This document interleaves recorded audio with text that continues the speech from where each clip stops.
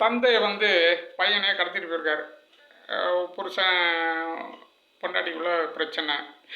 மனைவி வந்து பிரிஞ்சு போயிட்டாங்க. அந்த பிரிஞ்ச மனைவியோட குழந்தையும் அந்த பையனும் இருந்திருக்கான். அப்பா என்ன பண்ணிட்டாரு, பையனை எனக்கு வேணும்னு சொல்லி கேட்டுகிட்டே இருந்துப்பார் போட்டிருக்கு. அந்த அம்மா வந்து தரமாட்டேன்ட்டாங்க, என் கூட தான் இருக்கணும்ன்ட்டு. இவர் என்ன பண்ணிட்டார், காரில் வந்து ஆளை வச்சு கடத்திருக்காங்க. அப்புறம் அது பெரிய பிரச்சனை ஆகி போலீஸுக்கெல்லாம் போய் இது பண்ணணுன்னா நடு ரோட்டில் விட்டுட்டு போயிட்டுருக்காங்க அந்த பையனை வந்து. பாருங்கள், ஒரு குடும்ப பிரச்சனை எந்த அளவுக்கு ஆகுது. இப்போ இருக்கிறவங்க வந்து சரியான வழியை அதை வந்து சால்வ் பண்ண மாட்டேன்றாங்க. இது எப்படி டீல் பண்ணணுங்கிறாமே டீல் பண்ணி இட கூடமே என்னமோ சினிமா பாணியில் பண்ணுற மாதிரிலாம் பண்ணிக்கிட்டு லாஸ்ட்டில் சிக்கலில் மாட்டிக்கிறாங்க.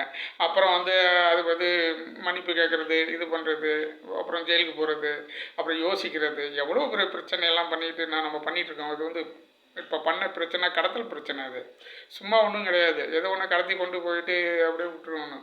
போனால் போதுன்னு போலீஸ் ஏதாச்சும் ஒரு கடுமையான கேஸ் போடாமல் விட்டால் தான் நீ வெளியில் வர முடியும். இல்லாட்டி கடத்தல் கேஸ் அது. அதுவும் குழந்தைகள் கடத்தல் வேறு. தந்தை தான் ஆனால் அதனால் இது கொஞ்சம் யோசனை பண்ணி பண்ணணும் எந்த ஒரு விஷயமும்.